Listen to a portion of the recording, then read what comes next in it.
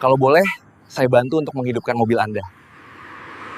Kalau kamu yakin bisa menyalakan mobil saya akan memberimu sesuatu. Di tengah jalan tol yang gelap, sebuah mobil mewah mogok. Seorang wanita panik. Dan dari balik bayangan, muncul seorang pria gembel, kumal, diremehkan, nyaris tak dianggap manusia. Tak ada yang tahu bahwa tangan yang kotor itu menyimpan kebenaran yang akan meruntuhkan perusahaan miliaran. Ini bukan kisah tentang kekayaan. Ini kisah tentang pengkhianatan, harga diri, dan keadilan. Ketika orang berkuasa tertawa, dan orang jujur diinjak-injak, siapa sangka, pria yang ditolong di jalanan akan menjadi akhir dari segalanya. Kamu menonton dari daerah mana? Tulis di komentar sekarang.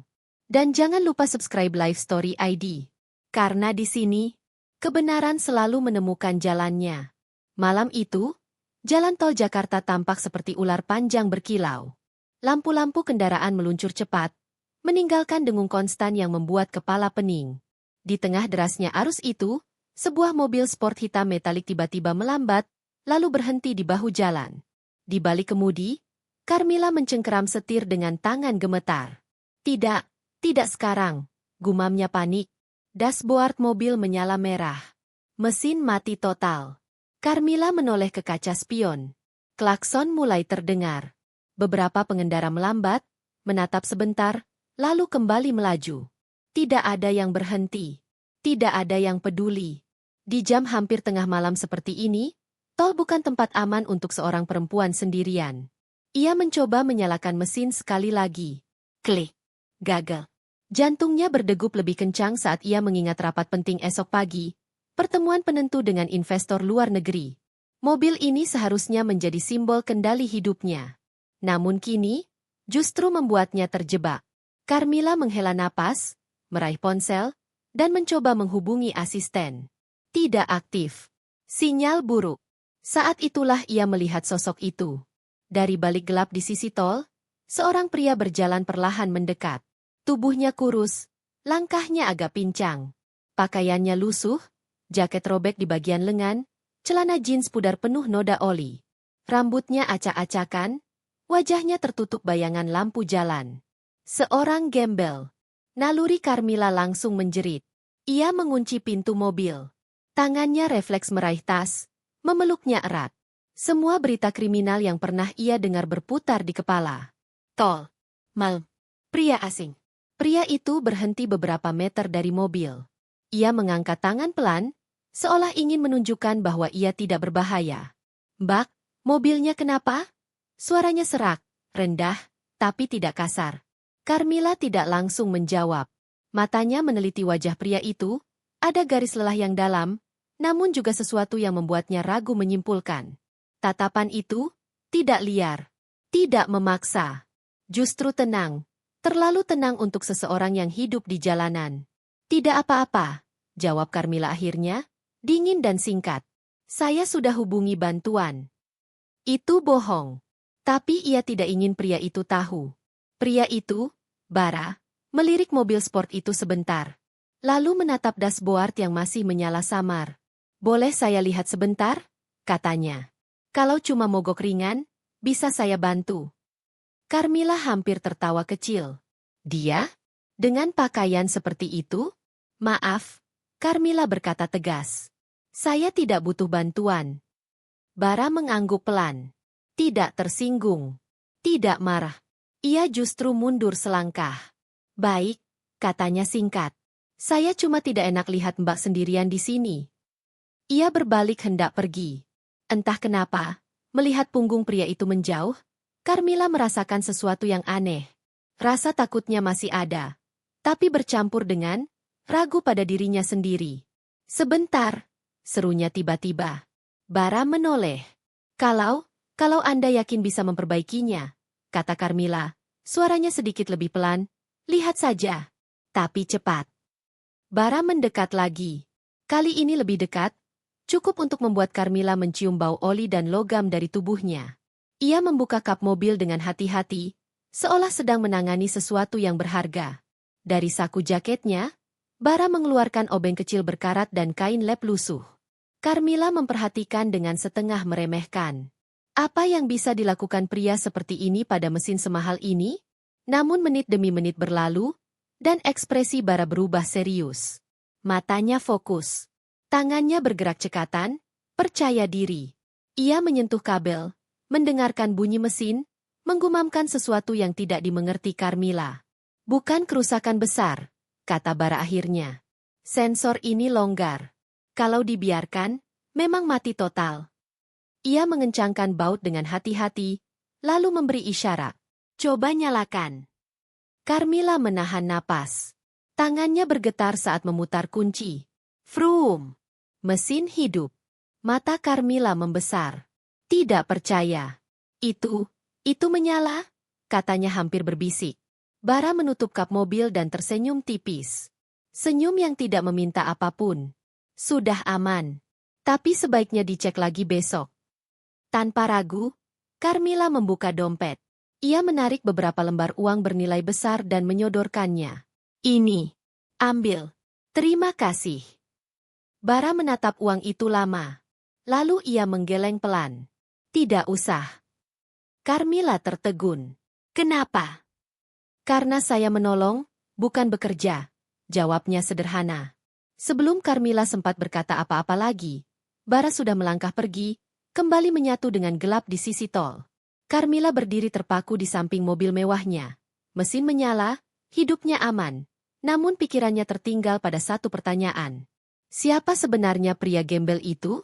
Dan mengapa penolakannya terasa jauh lebih mahal daripada uang yang ia tawarkan?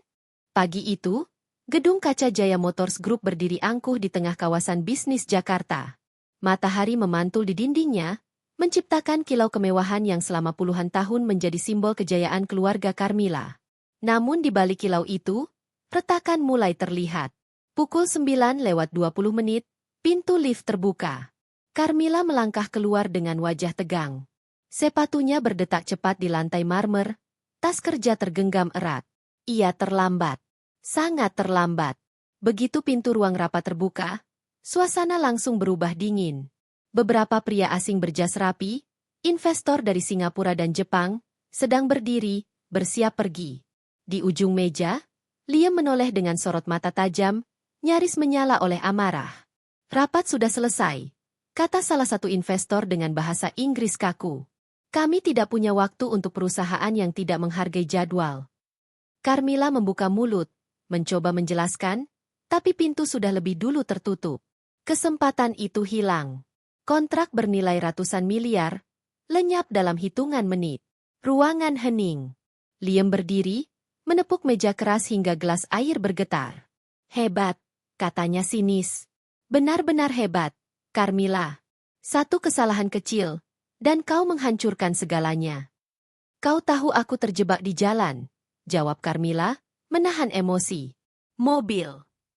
Alasan, potong Liam tajam. Kau selalu punya alasan. Beberapa direktur menunduk, pura-pura sibuk dengan berkas. Tidak ada yang berani menyela. Ini perusahaan miliaran, lanjut Liam. Bukan taman bermain. Kalau kau tidak siap memimpin, jangan bawa-bawa nama keluarga. Carmilla menggenggam tangannya. Kata-kata itu menusuk lebih dalam dari yang Liam sadari. Ia tahu perusahaan ini sedang rapuh. Penjualan menurun, komplain pelanggan meningkat, bengkel resmi mulai kehilangan kepercayaan. Rapat pagi itu seharusnya menjadi penyelamat terakhir. Dan semuanya gagal. Ini bukan hanya salahku, kata Carmilla akhirnya. Suaranya dingin. Ada yang salah di dalam perusahaan ini. Liam tersenyum miring. Sekarang kau mulai menyalahkan sistem? Ia berbalik dan pergi, meninggalkan ruangan dengan aura penguasa yang tidak mau kalah. Sementara itu, di sudut kota yang jauh dari gedung kaca dan pendingin ruangan, Bara terbangun oleh tendangan keras di sisi tubuhnya. Bangun, bang! Seorang preman berdiri di depannya, bau alkohol menyengat. Dua orang lain berdiri di belakang, menyeringai. Uang sewa lapak belum dibayar, kata preman itu. Atau mau kami angkut gerobakmu? Bara bangkit perlahan, menahan nyeri di tulang rusuk. Di sekelilingnya, kolong jembatan tempat ia biasa tidur masih basah oleh sisa hujan malam. Gerobak kecil berisi perkakas tua, satu-satunya harta yang ia miliki, terparkir tak jauh. Saya minta waktu, kata Bara pelan. 2 hari. Preman itu tertawa. 2 hari? Kau bilang itu minggu lalu. Sebuah pukulan mendarat di bahu Bara. Ia terhuyung, tapi tidak melawan. Dalam kepalanya, bayangan mesin, baut, dan suara mesin hidup kembali berkelebat. Dunia yang dulu ia kenal. Dunia bengkel, bukan jalanan. Kalau saja, pikirnya. Kalau saja aku masih punya tempat. Preman itu pergi dengan ancaman terakhir. Bara terduduk, menatap tangannya sendiri. Kasar, penuh luka, namun masih mengingat setiap detail mesin. Ia teringat mobil sport semalam. Cara mesinnya bergetar. Kesalahan kecil yang langsung ia kenali. Keahlian itu tidak pernah benar-benar hilang. Dan wajah perempuan itu, Carmilla. Tatapannya saat mesin menyala. Campuran lega, terkejut, dan hormat. Bara menghela napas panjang. Sudah lama ia tidak melihat tatapan seperti itu. Ia menunduk, membuka kain lap lusuh, memperbaiki sebuah karburator tua milik pelanggan kecil. Di balik kesunyian kolong jembatan, sebuah nama bergema pelan di kepalanya. Jaya Motors. Ia pernah bekerja di perusahaan besar. Bukan yang ini, tapi cukup dekat untuk tahu bagaimana dunia itu berjalan. Dan ia juga tahu satu hal. Perusahaan besar bisa runtuh bukan karena pesaing, tapi karena kebusukan dari dalam. Sore menjelang, Bara berdiri menatap jalan raya. Keputusan berat terbentuk di dadanya. Jika ia terus tinggal di sini, hidupnya akan berhenti. Tapi jika ia melangkah ke dunia yang telah lama meninggalkannya, ia bisa dihina, ditertawakan, diusir.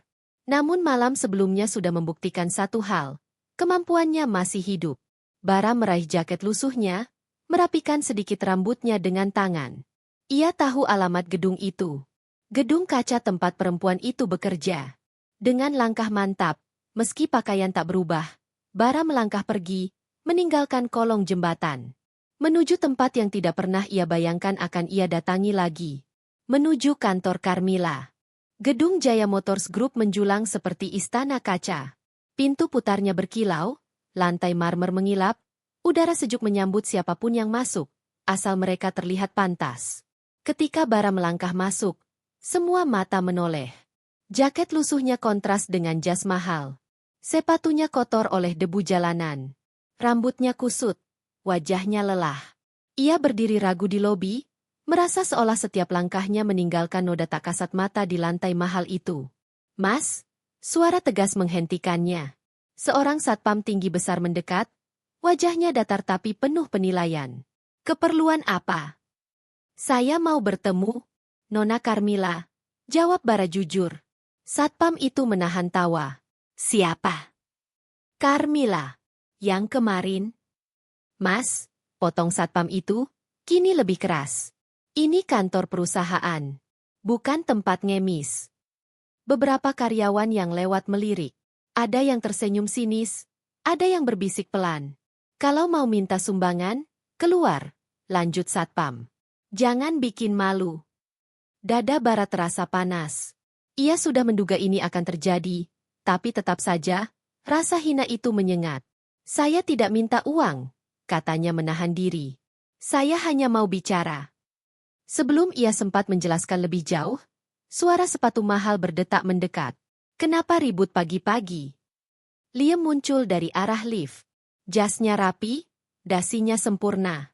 Begitu melihat Bara, alisnya terangkat, lalu bibirnya membentuk senyum meremehkan. "Oh," katanya pelan, cukup keras untuk didengar semua orang. "Sekarang pengemis sudah masuk kantor?" Tawa kecil terdengar dari beberapa karyawan. Bara menatap Liam, berusaha tetap tenang. "Saya kesini bukan untuk ribut." Liam mendekat, menatap dari ujung kepala sampai kaki Bara. "Lalu untuk apa? Menawarkan jasa bengkel pinggir jalan?" Ia tertawa. "Atau mau pamer keahlian sok pintar itu?" "Cukup, Liam." Suara itu membuat ruangan mendadak hening. Carmilla berdiri di belakang mereka. Wajahnya pucat oleh kelelahan, tapi matanya tajam. Ia menatap Bara, dan sejenak ekspresinya berubah. Terkejut, lalu mengenal. Dia orangnya, kata Carmilla pelan. Yang menolongku semalam. Beberapa karyawan saling pandang. Satpam itu terdiam. Liam tertawa kecil. Yang ini? Katanya tak percaya. Carmilla, kau bercanda. Tidak, jawab Carmilla tegas. Dia memperbaiki mobilku. Liam menghela napas, pura-pura sabar. Baiklah. Kalau begitu, apa maumu? Katanya pada Bara. Uang? Pekerjaan? Bara menatap Carmilla sebentar. Saya cuma ingin bekerja, katanya jujur. Apa saja. Kalimat itu membuat beberapa orang tertawa lagi. Dengar itu? Kata Liam sambil bertepuk tangan pelan. Pengemis mau bekerja di perusahaan otomotif. Carmilla menggertakkan gigi. Ia tahu perusahaan sedang kacau, dan entah kenapa, ia teringat tatapan Bara semalam. Tatapan orang yang tahu apa yang ia lakukan. Beri dia kesempatan, kata Carmilla akhirnya. 1. Liam menoleh tajam. Kau serius? Ya. Liam tersenyum tipis. Senyum orang yang merasa menang. Baik, katanya. Tapi jangan bermimpi jadi montir. Ia menoleh ke satpam. Bawa dia ke bengkel belakang. Liam kembali menatap Bara. Kita butuh tukang bersih-bersih. Kalau kau bisa menyapu, kau diterima. Tawa pecah lebih keras kali ini. Bara mengangguk. Saya terima. Di bengkel belakang, udara panas dan bau oli menyambutnya. Para montir berhenti bekerja sejenak. Menatap Bara dari ujung mata. Ini apaan? Bisik salah satu. Tukang sapu baru, jawab yang lain sambil tertawa. Bara diberi seragam kebesaran dan sapu tua. Tidak ada yang menyapanya. Tidak ada yang peduli.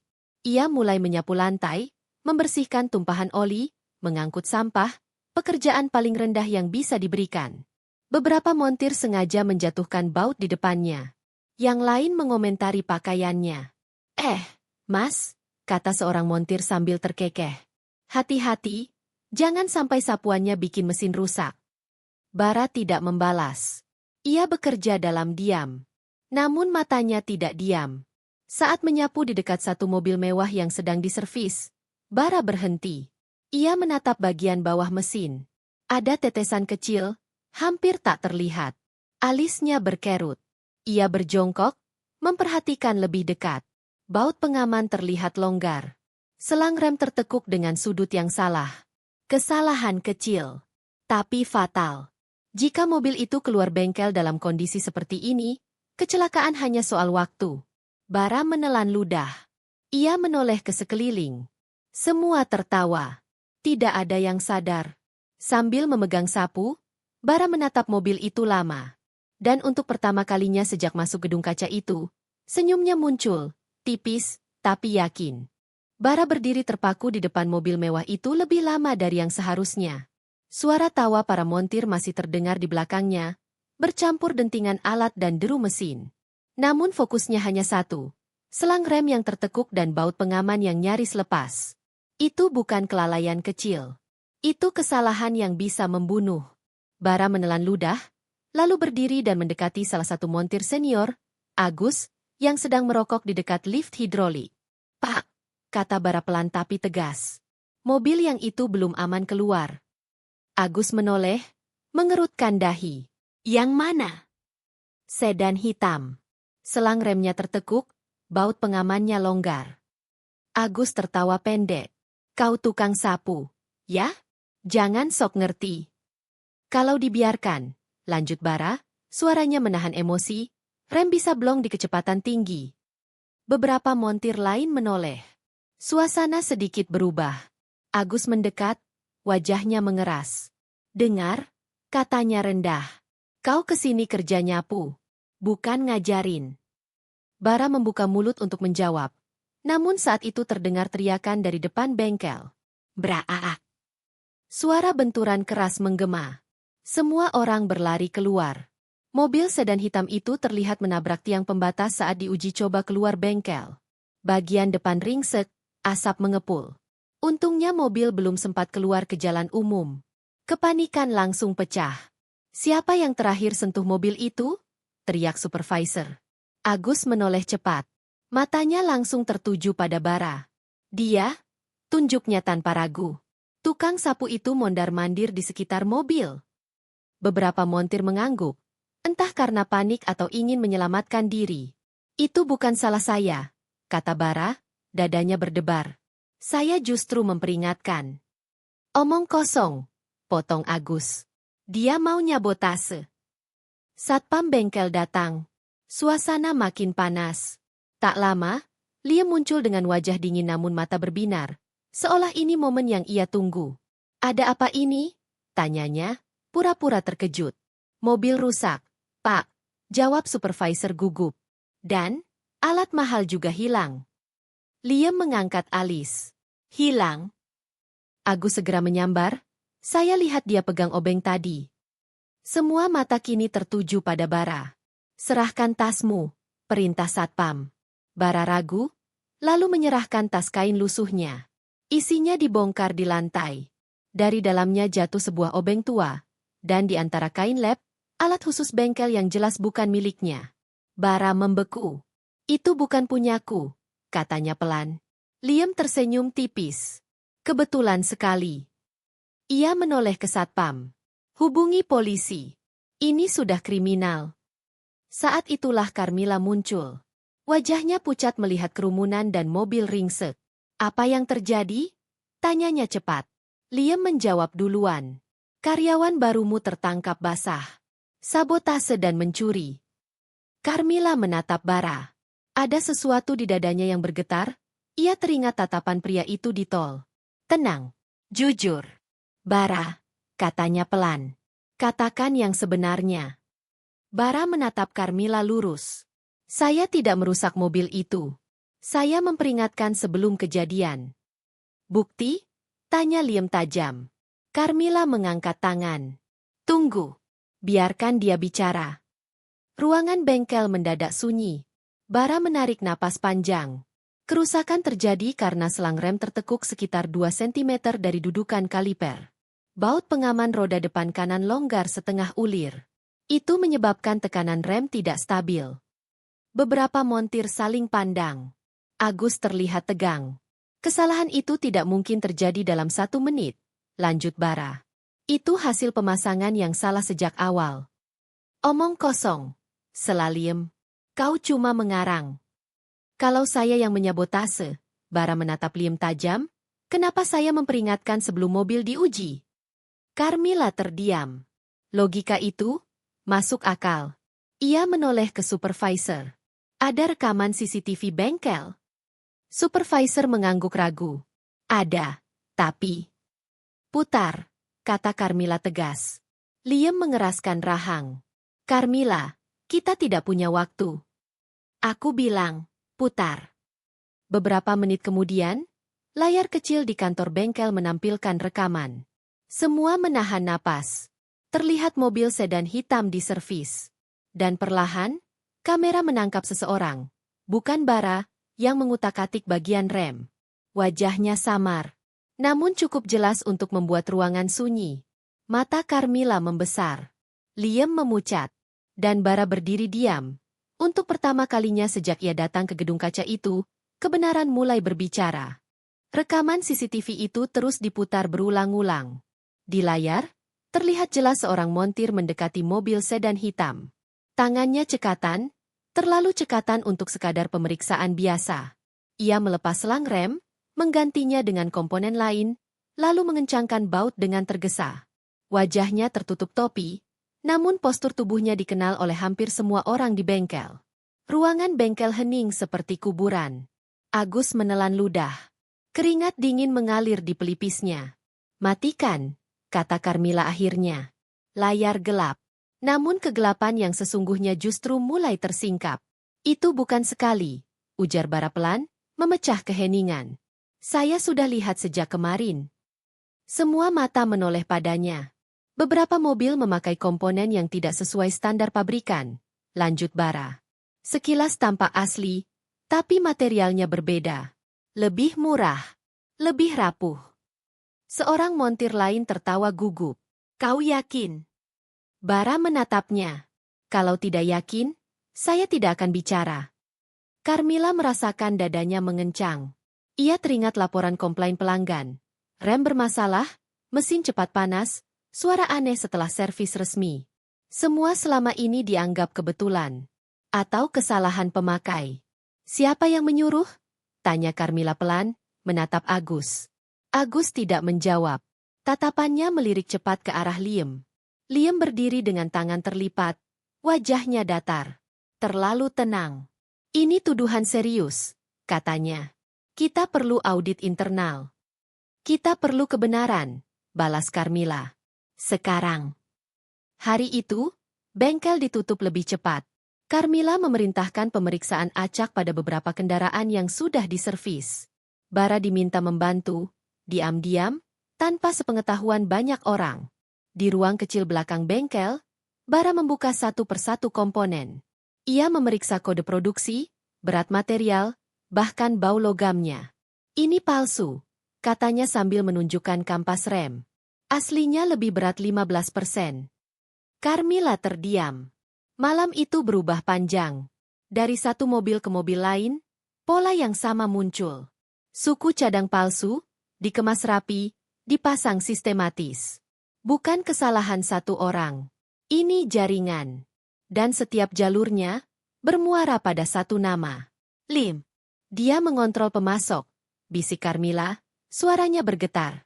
Dan laporan keuangan bengkel. Bara mengangguk pelan. Dan dia butuh kambing hitam. Orang seperti saya. Sejak malam itu, mereka bergerak seperti bayangan. Bara menyelinap ke bengkel larut malam, memotret komponen, mencatat nomor seri. Carmilla mengakses arsip lama, invoice, kontrak pemasok, laporan yang diubah. Kebenaran tumbuh seperti bom waktu. Namun semakin dekat mereka, semakin gelap ancaman datang. Suatu malam, saat Bara kembali ke kolong jembatan, ia menemukan gerobaknya terbalik. Perkakasnya berserakan. Kain lapnya terbakar sebagian. Di tanah, tertulis dengan cat merah. Berhenti. Bara berdiri lama menatapnya. Dadanya berdebar, tapi wajahnya tenang. Ia sudah terlalu lama hidup dalam ketakutan untuk mundur sekarang. Keesokan harinya, ponsel Carmilla bergetar. Nomor tak dikenal. Kalau kau sayang perusahaan ini, suara di seberang rendah dan dingin. Berhenti menggali. Carmilla memejamkan mata. Tangannya gemetar. Ia menoleh ke Bara yang berdiri di seberang meja. Mereka mulai menekan. Bara mengangguk. Artinya kita di jalur yang benar. Namun tekanan tak berhenti di situ. Seorang pelanggan kelas atas datang mengamuk, membawa bukti kerusakan mobil yang baru diservis. Media mulai mencium bau skandal. Saham perusahaan turun tipis, cukup untuk membuat panik. Dan pada sore yang penuh ketegangan itu, Sekretaris Carmilla masuk dengan wajah pucat. Nona, Pak Wijaya ingin bertemu. Sekarang. Nama itu membuat ruangan terasa menyempit. Pak Wijaya, ayah Carmilla, pendiri Jaya Motors Group, pria yang jarang turun tangan kecuali keadaan benar-benar genting. Carmilla berdiri perlahan. Ia menatap Bara. Ayahku tidak mudah percaya, katanya pelan. Dan dia tidak mengenalmu. Bara mengangguk. Saya tidak butuh dia percaya pada saya. Carmilla menghela napas panjang. Aku butuh dia melihat kebenaran. Pintu ruang direksi terbuka. Dari dalam, suara langkah berat terdengar mendekat. Dan untuk pertama kalinya sejak skandal ini dimulai, kekuasaan tertinggi perusahaan turun tangan langsung. Sementara di balik kaca gedung, matahari tenggelam perlahan, seolah menandai awal runtuhnya sebuah kerajaan. Ruang bengkel utama Jaya Motors pagi itu terasa berbeda. Tidak ada tawa. Tidak ada celetukan. Hanya derap langkah orang-orang penting dan bunyi pendingin ruangan yang berdengung dingin. Di tengah bengkel, sebuah mobil klasik berwarna hijau tua terparkir seperti artefak bersejarah. Kap mesinnya terbuka. Catnya masih berkilau. Namun mesin di dalamnya mati selama 3 tahun. Mobil itu bukan sembarang mobil. Itu mobil kesayangan Pak Wijaya, pendiri Jaya Motors Group. Mobil yang telah diperiksa oleh montir terbaik, teknisi luar negeri, bahkan konsultan pabrikan. Semuanya gagal. Pak Wijaya berdiri di depan mobil itu. Rambutnya memutih, Punggungnya tegap. Tatapannya tajam. Tatapan orang yang terbiasa memutuskan nasib banyak orang dengan satu kalimat. Katanya, ujarnya pelan namun berwibawa, kau tahu mesin. Semua mata tertuju pada Bara. Dengan seragam bengkel sederhana dan wajah tenang, Bara melangkah maju. Ia tidak membungkuk berlebihan. Tidak juga bersikap sok percaya diri. Saya hanya mengerti apa yang mesin ini coba katakan. Jawabnya jujur. Beberapa orang menahan napas. Liam berdiri di sisi ruangan, tangan terlipat, wajahnya kaku. Ia tersenyum tipis. Senyum orang yang berharap orang lain gagal. Baik, kata Pak Wijaya. Buktikan. Bara mendekat ke mobil klasik itu. Ia tidak langsung menyentuh apapun. Ia berdiri diam, memejamkan mata sejenak, lalu mencondongkan tubuhnya ke mesin. Ia mendengarkan. Bukan sekadar melihat, ia mendengar. Bunyi logam, posisi poros, napas mesin yang tertahan. Tangannya bergerak pelan, membuka penutup kecil, memeriksa sambungan yang selama ini luput dari perhatian. Masalahnya bukan di karburator, kata Bara pelan. Atau pengapian. Seorang teknisi senior mengerutkan dahi. Kami sudah cek semuanya. Bara mengangguk. Tapi bukan urutannya. Ia melepas satu komponen kecil, hampir tak terlihat, lalu membersihkannya dengan kain lap lusuhnya sendiri. Ia mengencangkan baut yang tidak pernah dianggap penting. Waktu berjalan lambat. Tidak ada musik. Tidak ada dialog berlebihan. Hanya bunyi alat dan napas orang-orang yang menahan harap. Silakan, kata Bara akhirnya, menoleh ke Pak Wijaya. Dinyalakan. Seorang staf ragu-ragu memutar kunci. Klik. Hening. Liam menyeringai kecil. Lalu. Vroom. Mesin hidup. Suara itu rendah, halus, stabil. Seperti hembusan napas panjang yang akhirnya dilepaskan setelah bertahun-tahun tertahan. Beberapa orang ternganga. Seorang montir menjatuhkan kunci pasnya. Carmilla menutup mulutnya dengan tangan. Matanya berkaca-kaca. Pak Wijaya melangkah mendekat, menatap mesin yang hidup itu lama. Tangannya menyentuh bodi mobil, seperti menyentuh kenangan lama. Kenapa bisa? Tanyanya akhirnya. Bara tidak langsung menjawab. Karena mesin ini dipaksa mengikuti standar baru, katanya pelan. Padahal ia lahir dari sistem lama. Ia tidak rusak. Ia hanya disalahpahami. Kalimat itu menggantung di udara, dan entah kenapa, terdengar lebih dari sekadar soal mesin. Pak Wijaya menoleh, menatap Bara dari ujung kepala hingga kaki. Tidak ada ejekan, tidak ada keraguan. Hari ini, katanya tegas, kau tidak lagi tukang sapu. Semua orang menahan napas. Aku ingin kau menjadi pengawas kualitas internal, lanjutnya. Langsung di bawahku. Ruangan bergemuruh oleh bisik-bisik. Wajah Liam memucat. Bara terdiam. Untuk pertama kalinya, suaranya hampir bergetar. Saya tidak punya pendidikan tinggi. Pak Wijaya tersenyum tipis. Perusahaan ini dibangun bukan oleh gelar, tapi oleh orang yang jujur dan mengerti kerja. Ia menoleh ke semua orang. Dan hari ini, saya melihat kerja. Carmilla menatap Bara dengan mata penuh hormat. Tidak ada lagi jarak. Tidak ada lagi ragu. Sementara itu, di sudut ruangan, Liam mundur setengah langkah. Tangannya mengepal. Ponselnya bergetar di saku, pesan masuk bertubi-tubi. Audit internal dimulai. Pemasok dipanggil. Media menunggu pernyataan. Dunia yang ia bangun mulai retak. Liam menatap Bara, bukan lagi dengan hinaan, tapi dengan takut. Karena ia tahu, pria yang dulu ia sebut gembel itu kini berdiri terlalu dekat dengan pusat kekuasaan. Dan satu langkah lagi, semua yang ia sembunyikan akan runtuh. Ruang konferensi lantai 21 Jaya Motors Group dipenuhi kilatan kamera. Wartawan berdiri rapat, mikrofon saling berdesakan. Di barisan depan, para investor internasional duduk dengan wajah dingin, tanpa senyum, tanpa basa-basi. Hari itu bukan sekadar konferensi pers. Itu pengadilan terbuka. Di tengah ruangan, Pak Wijaya berdiri tegap. Di sampingnya, Carmilla dengan wajah tenang namun pucat. Dan sedikit ke belakang, tidak menonjol, tidak mencari sorotan, Bara berdiri diam. Terima kasih telah hadir. Suara Pak Wijaya menggema.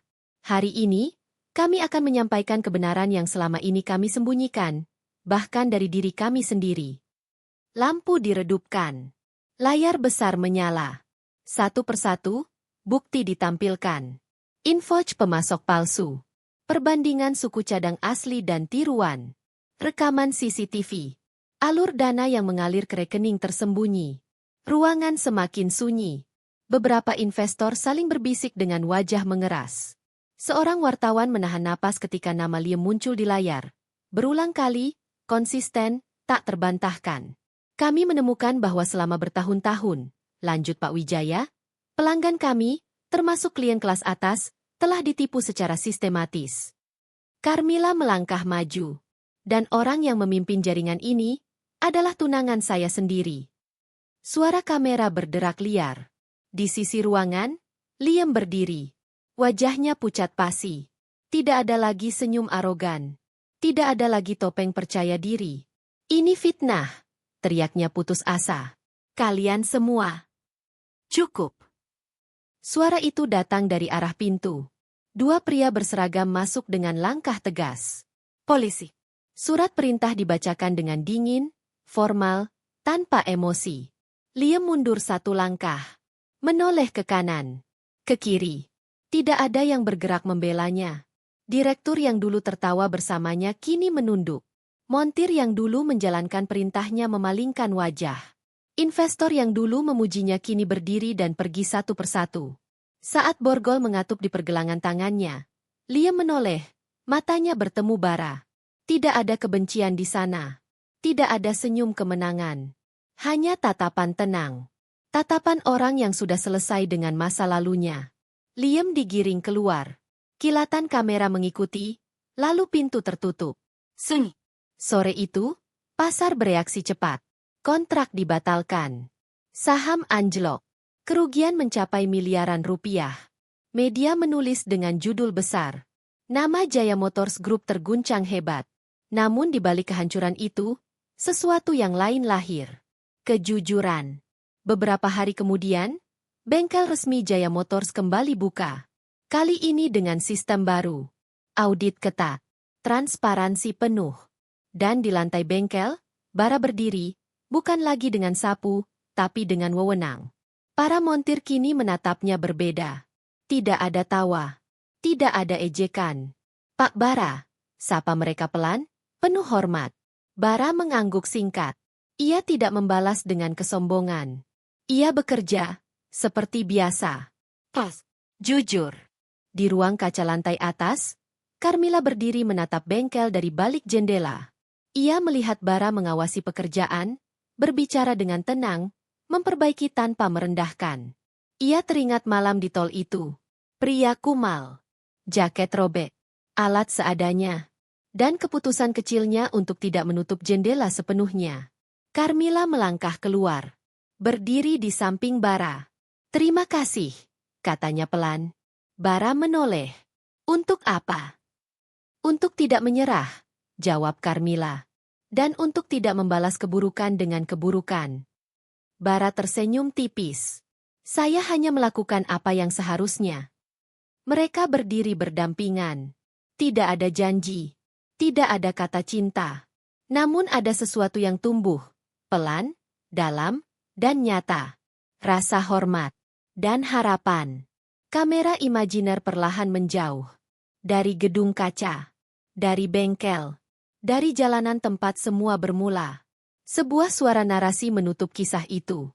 Ia menolong tanpa tahu bahwa pria gembel itulah yang akan meruntuhkan segalanya.